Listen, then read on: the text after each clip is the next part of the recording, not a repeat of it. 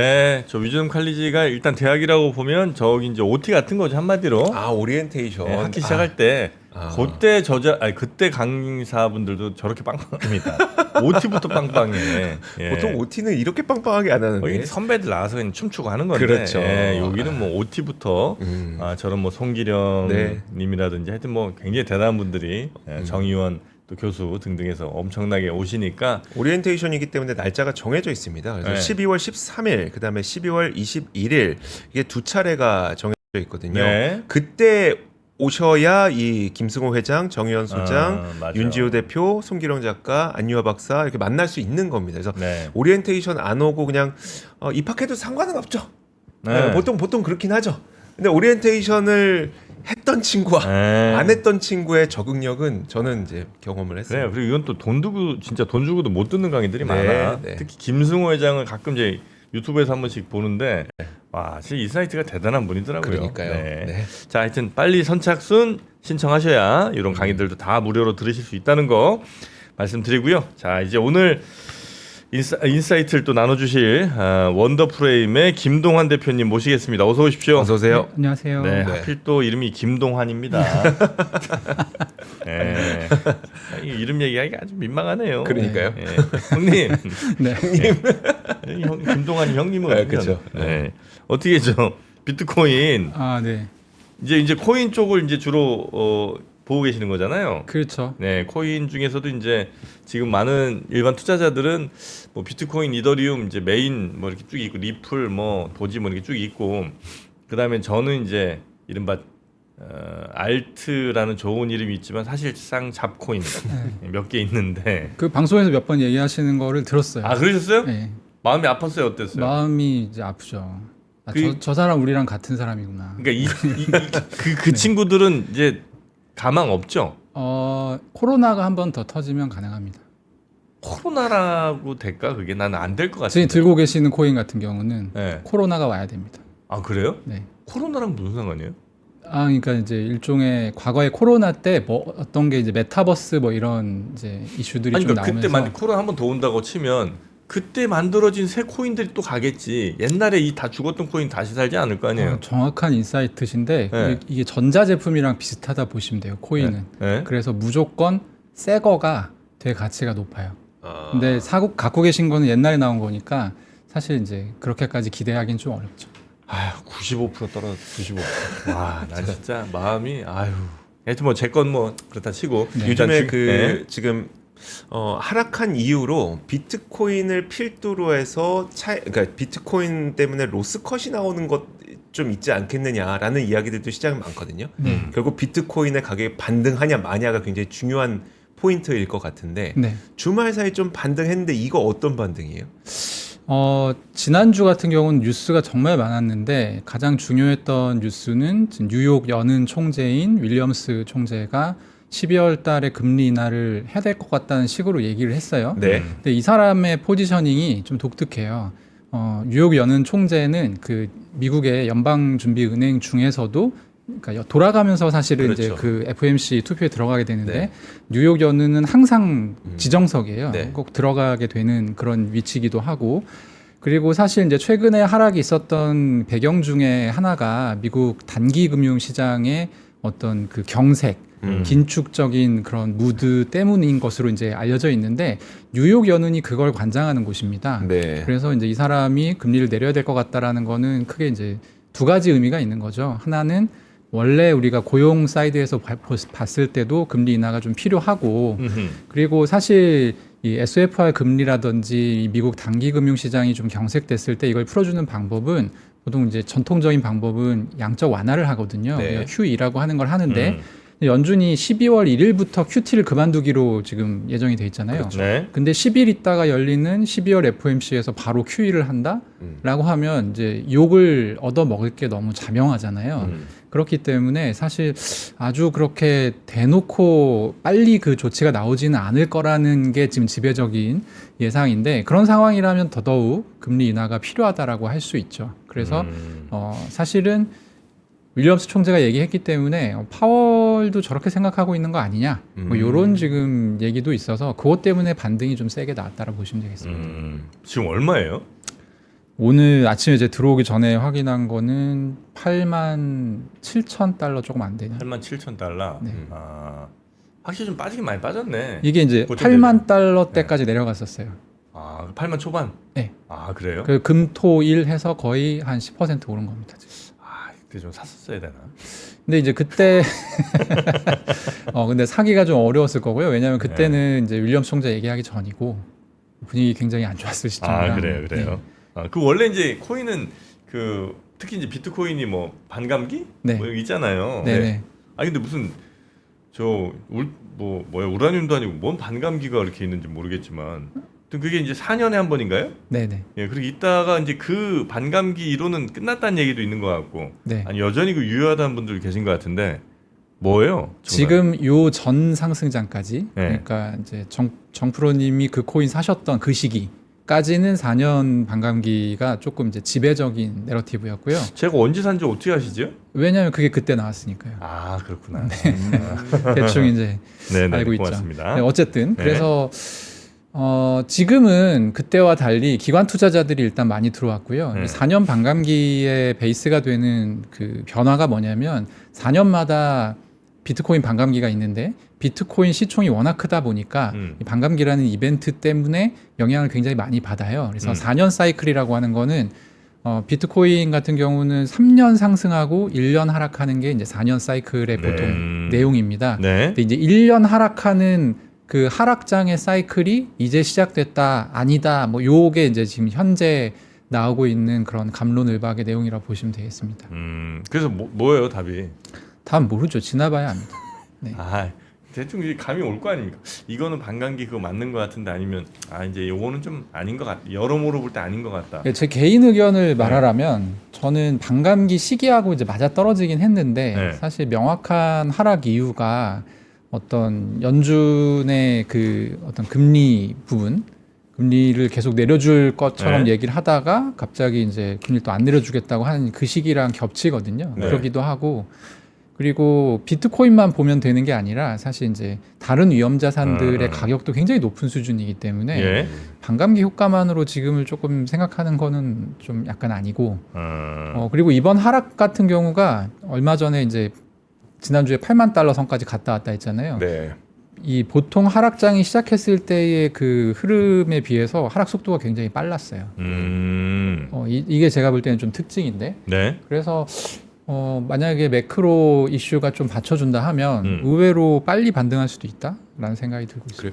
근데 그 이번 코인의 하락이 그러니까 시초가 됐던 그 사건은 네. MSCI 지수에서 비트코인을 50% 이상 들고 있는 기업을 빼겠다라고 하는 거였었잖아요. 네, 그게 이제 네. 공교롭게 날짜가 겹쳐요. 그러니까 비트코인 하락이 촉발됐던 게 10월 10일에 네. 10월 10일, 11일 요때 이제 트럼프 대통령이 중국 이제 그 추가 관세 100% 선언하면서 그때부터 시작이 됐는데 네. 그날 이 MSCI 지수가 사실은 그 발표를 했거든요. 네. 내용이 뭐냐면 지금 스트래티지가 거기 포함이 돼 있는데 스트래티지 같은 경우는 지금 자산 중에 거의 100% 가까이가 그렇죠. 비트코인이잖아요. 네. 근데 50% 이상 이 갖고 있으면 그거는 펀드지 네. 기업이라고 볼 수 없다. 아. 요 내용으로 지금 이제 이 뭐랄까 일종의 룰을 바꾸겠다라는 네. 얘기를 지금 얘기한 상태고 결정 자체는 1월 15일에 나는데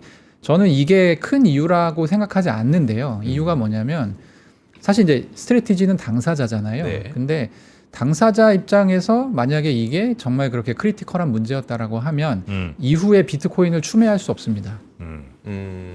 자기들이 지수에서 떨어지면 네. 이제 인덱스 투자하는 펀드들이 팔 테니까 네. 주가 떨어질 게 너무 명확하잖아요. 근데 스트래티지 같은 경우는 그 이후에도 8,000개 넘게 비트코인 샀고요. 그리고 지금 지수 편입은 안 됐지만 유력한 후보 중에 하나가 이제 이더리움 사모으는 네. 이 BMNR 비트메인인데 비트메인 같은 경우도 주말 사이에 또 한 8천만 달러치 이더리움 샀습니다. 그리고 이번 하락 기간에 쭉 몇 억 달러씩 또 샀어요 이더리움을. 그래서 이거 자체가 그렇게 심각한 문제 아닌 것 같다라고 생각하고 있습니다. 예. 근데 그 사람들은 살 돈들이 계속 있는 모양이죠? 이게 이제 이게 크립토가 좋은 게 뭐냐면요, 그걸 볼 수가 있어요 누구나. 그러니까 지금 이제 제가 누가 샀다 팔았다를 그렇죠. 비트마인 그렇죠, 같은 그렇죠. 경우는 네. 아직 공식 발표가 안 났어요. 주말에 산 게. 네. 근데 제가 지금 얘기를 할 수 있는 이유는 요게 이제 이게 사기 위해서 이 뒷단에서 전자지갑에서 이 코인이 이동을 합니다. 네.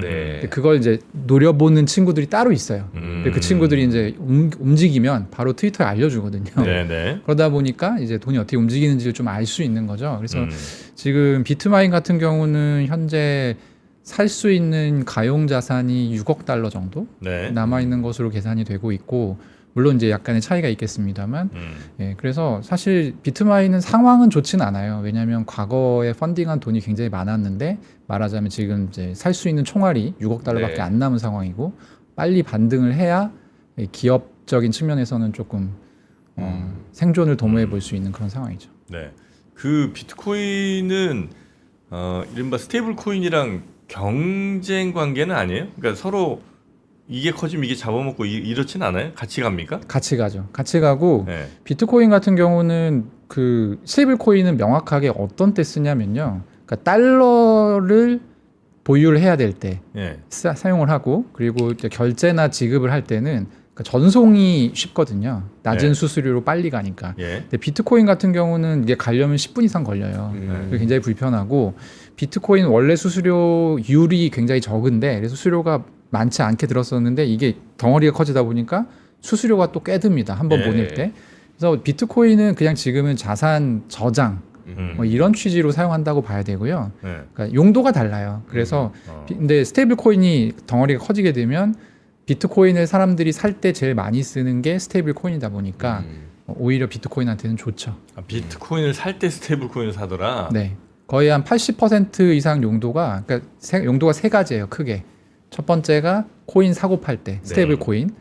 스테이블 코인의 용도가 세 가지인데, 첫 번째가 코인 사고 팔 때, 두 번째가 이제 롱 포지션, 숏 포지션 잡을 때 증거금으로 많이 사용을 하고요. 그 세 번째가 일반 상점 같은 데서 이제 지급 결제할 때 사용하는데, 이 세 번째 비율은 거의 20%도 안 됩니다. 이게 대부분이 네. 코인 사고 팔 때 증거금 잡을 때 많이 사용하죠. 그러니까 스테이블 코인이 근데 지금 이제 앞으로 더 많이 커질 거 아니에요? 네. 지금 이제 넘버원이 비트코인이다 보니까 스테이블 코인이라는 그 유용한 기능에 또 편리한 여러 장점임에도 불구하고 그 넘버원 자산을 이제 살려고들 자꾸 사는 거지만, 만약에 미국 정부가 채권 발행하면서 이거 스테이블 코인으로 빨리빨리 해 이렇게 하면 이제 자산 규모 자체가 비트코인보다 커질 수도 있잖아요. 사실 비트코인이 좀 얼마입니까? 총 시총이. 그렇죠. 스테이블 코인 자산 규모는 비트코인보다 커질 수 있는데, 네. 그거는 사실 이제 비트코인 투자자 입장에서는 크게 이렇게 관계가 없죠. 아 그런가요? 네, 왜냐하면 그 사람들 입장에서는 자산 규모보다는 개별 코인의 가격이 중요하기 때문에. 근데 스테이블 코인이 개별 코인의 가격이 올라가는 건 아니잖아요.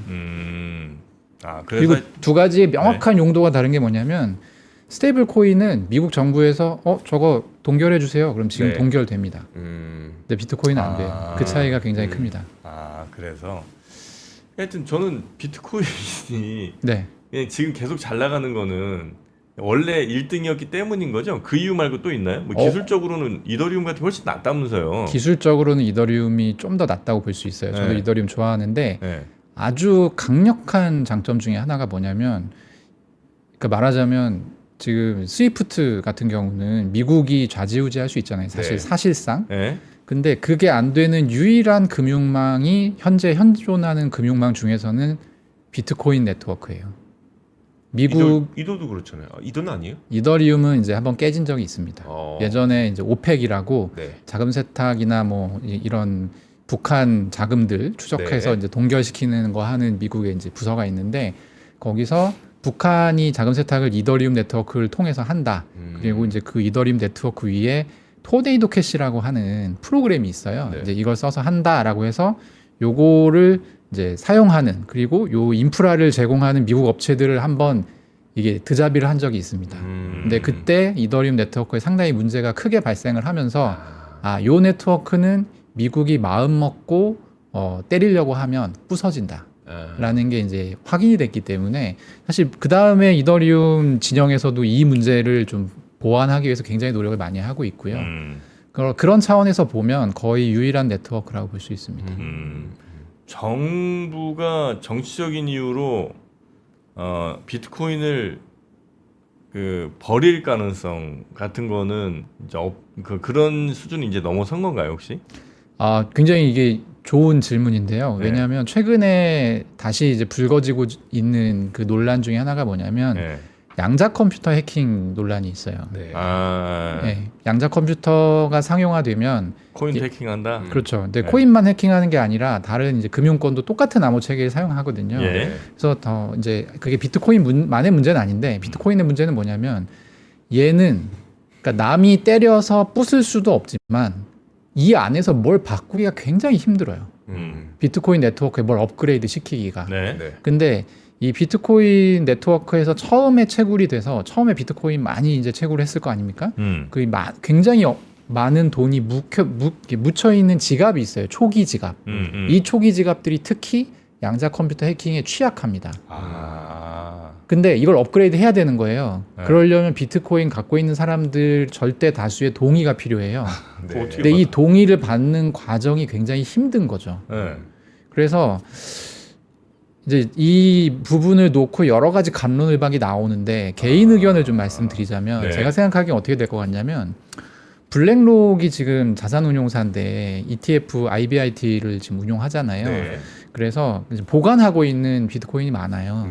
그래서 블랙록이 이것을 조금 더 공격적으로 많이 보관을 하게 되면 하드포크를 하지 않을까 하는 생각을 하고 있습니다. 하드포크라는 건 뭐예요? 비트코인을 그대로 복사해서 다른 코인을 만드는 거예요. 근데 이제 복사하는 과정에서 뭘 추가할 수가 있어요. 가령 양자 컴퓨터 내성 암호 체계를 네. 추가한다 정도로 하게 되면, 그러니까 이게 하드포크가 되게 되면 뭐가 좋냐면 기존의 비트코인이 갖고 있잖아요. 비트코인 하드포크한 뭐 정영진 비트코인 이게 생기면 정영진 비트코인을 만들면서 이 코인을 비트코인 원래 갖고 있던 사람들한테 다 나눠줍니다. 똑같이. 그러니까 이제 홀더들 입장에서는 네. 보유자 입장에서는 손해 볼 게 없어요. 근데 얘가 살아남는 이 조건은 뭐냐면 얘가 설득력이 있어야 돼요. 얘가 정영진 비트코인 만들었는데 이거 사람들이 쓸 리가 없잖아요 처음에. 네. 근데 지금 제가 비트코인 하드포크 얘기하는 이유는 네. 양자 내성 암호를 해결하기 위한 용도로 하드포크를 블랙록이 만약에 한다라고 네. 했을 때는 그거는 기능할 수도 있다. 아, 블랙록 정도 하면 일단 많이 갖고 있어야 돼요 자기가 네. 비트코인을. 아, 난 그건 어려울 것 같은데. 네. 근데 이제 뭐 제일 좋은 건 네. 지금 비트코인 현 체계를 잘 그대로 놔두고 이제 양자 업그레이드를 하는 게 제일 좋은 방안인데 네. 사실 이제 저도 이제 코인 업계에 있지만 이 사람들이 이거를 합의하기가 되게 어려울 것 같아요. 아, 근데 그러니까 처음에 막 어디 컴퓨터에 저장해놨다 컴퓨터 하드디스크 날려갖고 그냥 한 3,000개 막 이렇게 하드디스크 어디 쓰레기통에 가 있는 3,000개, 5,000개, 10,000개 그런 게 그런 게 굉장히 이제 많아요. 많다는 거죠. 네. 아, 씨, 따지면 주워 오세요. 아, 근데 그런 거를 양자 컴퓨터로 어쩌면 그 자고 있는 그 코인들을 좀 해킹할 수도 있겠다. 그 할 가능성이 수 좀 높아 있습니다. 보인다. 그게 실제로 지금 많이 나오고 있는 거고 최근에 최근에 이더리움 만든 비탈릭 부테린이라는 이 사람이 있어요. 근데 네. 그 사람이 최근에 어떤 컨퍼런스에서 내가 볼 때는 양자 컴퓨터 생각보다 빨리 발명될 것 같고 2028년 정도까지 이더리움도 양자 내성 암호 체계를 업그레이드 해야 된다 이런 얘기를 해서 그게 이제 뉴스가 나왔었거든요. 네. 그래서 그런 식으로 이제 이더리움 입장에서는 자기들은 이걸 바꾸기가 되게 쉬우니까 네. 이 비트코인 대비해서 이런 장점이 있다라는 걸 어필하는 거죠. 그 지금 이제 현재 뭐 어쨌든 많은 분들이 관심 있는 거는 지금 가격이 이제 앞으로 어떻게 할까요? 많이 관심들이 있으실 텐데 네. 대표님의 지금 현재 시장 상황 아니면 뭐 유동성 뭐 등등을 판단할 때 앞으로의 가격 향방은 매우 어려운 질문이지만 개인적인 판단하신다면 이거는 경우의 수를 좀 말씀드려야 될 예. 것 같은데요. 일단 12월 FOMC 연준 FOMC에서 금리 인하가 있고 지금 논의되는 게 양적 완화를 할 거냐 말 거냐 두 가지가 있습니다. 근데 금리 인하, 양적 완화 둘 다 하면 다시 저는 이전과 비슷한 수준으로 반등할 수 있을 거라 생각하고요. 그리고 둘 다 될 가능성이 굉장히 좀 낮은 상황이죠. 그런 경우에는 일단 금리 인하를 하는 게 조금 더 현실적입니다. 양적 완화 나중에 되더라도 여기까지만 되더라도 한 10만 달러 정도까지 생각해 볼 수 있다. 근데 그게 둘 다 안 된다라고 하면 양적 완화도 안 하고 금리도 동결이다 라고 하면 지금 가격대에서 꽤 오랫동안 머무를 가능성이 저는 높다 생각합니다. 그러니까 이미 기대하고 있는 악재이기 때문에 더 떨어질 가능성까지는 보지 않으시나 보네요. 근데 이제 사실 주말 사이에 이제 페드워치 같은 경우도 보면 금리 동결이 우세였거든요. 원래는. 근데 금리 인하가 우세로 갑자기 치고 바뀌었어요. 올라왔죠. 원래는 한 4대 6으로 금리 동결이 우세였는데 지금은 3대 7로 금리 인하가 우세입니다. 그래서 그 부분이 가격에 반영됐다라고 봐야 되고요. 여기서 만약에 금리 동결을 하게 되면 사실 이제 8만 달러 선까지 내려갈 수 있죠, 다시. 그 정도 선까지는 이제 밑으로도 갈 수 있고 또 상황에 따라 그리고 최근에 이제 나스닥 같은 경우가 네. 이게 지금 나스닥이랑 상관관계가 굉장히 높아요. 비트코인 가격이 네. 이제 숫자로 계산해 보면 0.8 정도 나오는데 최근 6개월 동안의 특이점 뭐냐면 오를 때는 조금 따라 올라가요. 네. 내릴 때는 확 따라 내려가거든요. 음흠. 그래서 나스닥 같은 경우 조정이 지금 있다가 사실 금요일에 약간 되돌려졌잖아요. 네. 이번 주가 굉장히 중요합니다. 나스닥이 이번 주에 이제 경향적으로 밑으로 내려가게 되면 네. 비트코인도 좀 하방 압력을 크게 받을 수 있습니다. 알겠습니다. 이 정도 오늘은 말씀 듣고 언제 코인 한번 저희가 한 1시간 정도 따로 시간을 좀 내서 좋습니다. 우리 대표님과 한번 제가 진짜 궁금한 게 너무 많거든요. 네. 오늘 한번 시간 내서 한번 여쭤보도록 하겠습니다. 알겠습니다. 예. 불러주십시오. 고맙습니다. 감사합니다. 자, 이제 장 시작해야 되는데 우리 마음이 많이 좀 추워졌잖아요, 금요일. 네. 우리 마음이 추울 때 집이라도 따뜻하면 그나마 좀 낫습니다. 그럼요. 네, 그래서 보일러 좀 세게 틀어야 되는데 그럼 또 돈 나가잖아요. 비싸죠. 결국 방법은 뭐다? 뽁뽁이. 방한 컷 뽁뽁이 아닙니까? 뽁뽁이에요? 아니 뽁뽁이 같은 거 아니에요? 그러니까 방한 커튼인데 이게 결국 뽁뽁이보다 그러니까 우리가 오히려 난 거지. 살다 그러니까 뭐 신축은 좀 괜찮은 것 같아. 근데 네, 다들 신축 사는 건 아니잖아요. 그렇지. 그러다 보면은 이제 음. 발코니 쪽에 있는 그 창문에다가 뽁뽁이 붙이고 뭐 그럼 비닐 붙이고 보기는 안 좋지. 보기 안 좋단 말이에요. 물론 네. 단열 기능은 있으나 네. 그래서 그걸 대체할 수 있는 게 그럼 커튼처럼 방한을 할 수 있는 커튼이 있으면 어떨까라는 생각에서 출발을 한 게 방한 커튼입니다. 그렇지. 그러니까 뽁뽁이 기능이 있는 한마디로 창에서 들어오는 냉기를 딱 막아주는 그런 커튼이라는 거잖아요. 소위 우풍. 네. 우풍 너무 심하잖아요. 소 콧바람 같은 게 훅 들어오면 우풍 아래서 주무셔 보셨어요? 우리 어릴 때는 뭐 난리였죠. 집이 이제 한지였으니까 그렇죠. 문이 그 이제 한지 사이에 막 열심히 뭐 껴놓고 하는데 네네. 안 돼.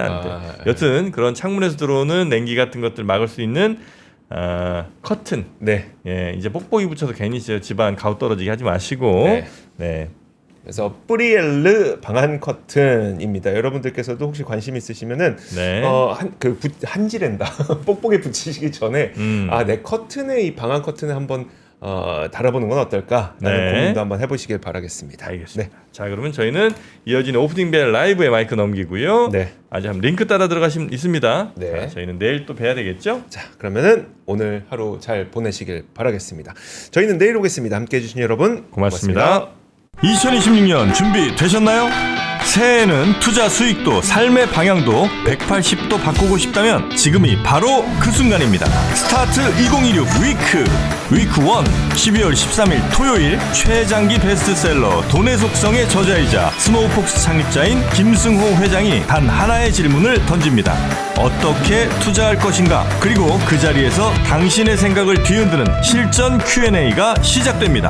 위크2 12월 21일 일요일 저속노화의 정희원 소장 그리고 3프로TV 구독자가 사랑한 투자 전문가 윤지호 대표와 안유화 원장 여기에 데이터로 세상을 읽는 송기령 작가까지 인생 건강 투자 그리고 한국 사회 2026년을 관통할 모든 이야기가 단 하루에 압축됩니다. 얼리버드 마감 전에 위즈덤 칼리지 2026학년도 입학 등록만 하시면 이 모든 강연에 무료로 참여하실 수 있습니다. 하지만 좌석이 한정돼 있어 등록 순서대로 선착순 마감됩니다. 지금 바로 망설이지 말고 영상 아래 링크에서 확인하세요.